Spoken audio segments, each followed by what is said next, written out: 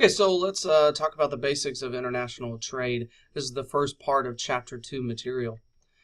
So keys to this chapter, or at least understanding the material in this chapter, is that trade is very important to every organization, but more importantly, international sport organizations or multinational corporations, which we'll talk about here in this section.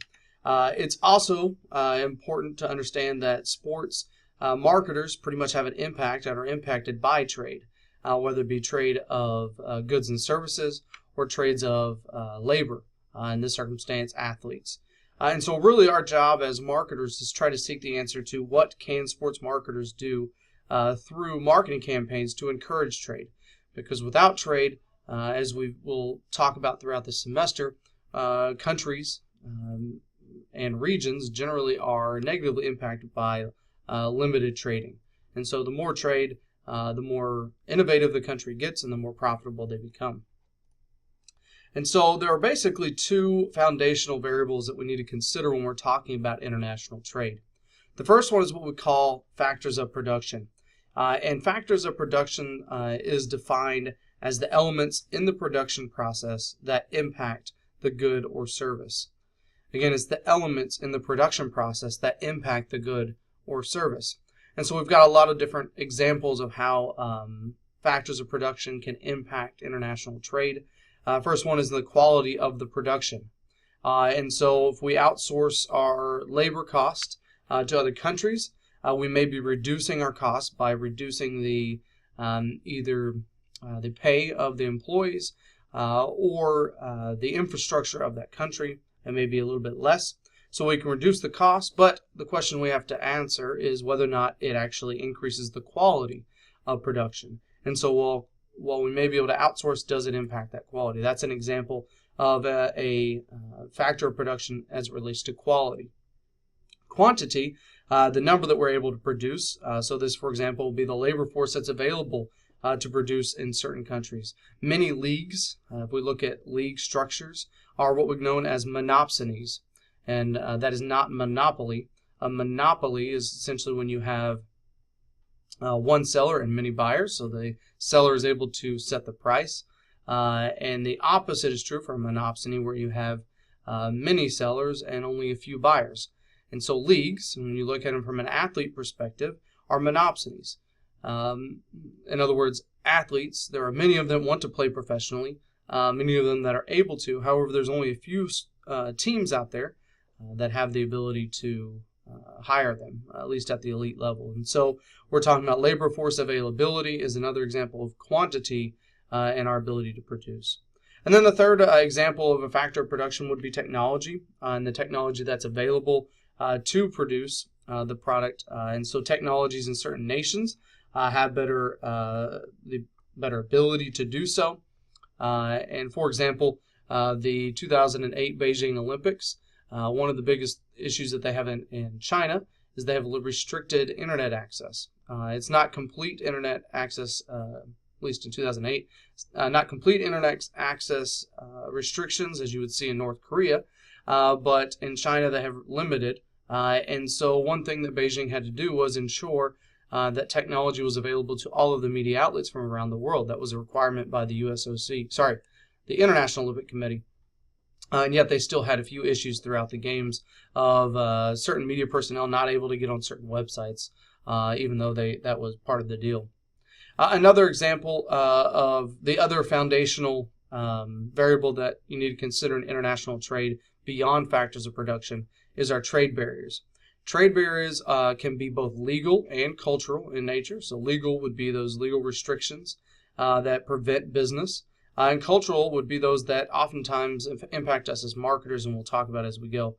But again, it's legal and cultural elements of a nation when they're engaging in trade that impacts their ability to trade. Examples of this could be anything from language barriers, so differences in translations within the same language, so different dialects from region to region.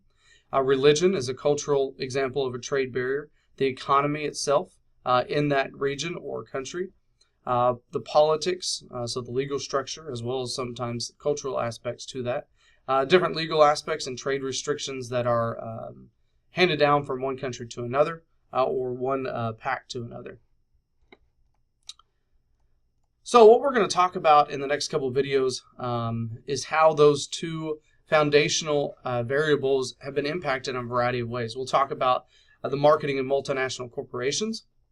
We'll then talk in the next video about modes of production, and then later on about barriers to trade and how that implies to, the implications for us as marketers, and then talk about a case study at the end.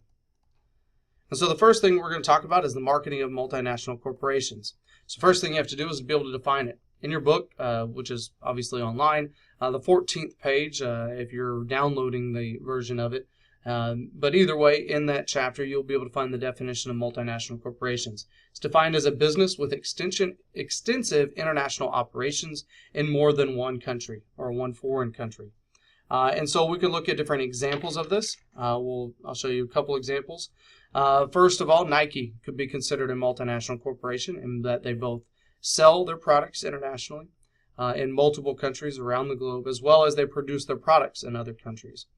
They're worth $17.3 billion. ESPN, who broadcast and broadcast as well as records and then broadcast out of multiple countries, is worth $15 billion.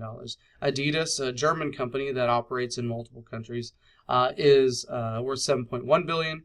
Sky Sports, $4.1 billion, and then Under Armour, $3.7 billion. There's also sporting events that could be considered multinational corporations, and so those could be considered, for example, the Summer Olympic Games, which is estimated to be worth upward of $348 million. The FIFA World Cup, upwards of $160 million. The Winter Olympic Games, as well as the UEFA Championship League. All of these are events that operate either by bringing in talent from other countries, as well as hosting events in multiple countries. And so the question we have to answer, or essentially ask ourselves, is in the United States, our big four, or a few of our big four, are they considered multinational corporations? So the National Basketball Association, the NHL, and Major League Baseball, are these considered? I would say probably. In other words, the labor markets for our players in these leagues are traditionally international in nature. Look at Major League Baseball as an example. Some of the most prolific, and now looking at the different athletes that are making the Hall of Fame, many of them are international in nature. Same is true for the NBA and the NHL. Went to a Dallas Stars game, and I think only three of their roster were actually from the United States, yet they're playing in Dallas. And so what does all this mean? What are some of the benefits of having these international players on these rosters? And how as marketers, how can we take advantage of this? Well, there's lots of answers to this, but really the core is that this term diversification. If you have ever taken a finance class, a diversified portfolio would be that has multiple investments in a variety of different industries, so that if one industry fails or declines, you at least have other industries that may be able to, that are unrelated, be successful and hold your portfolio stable.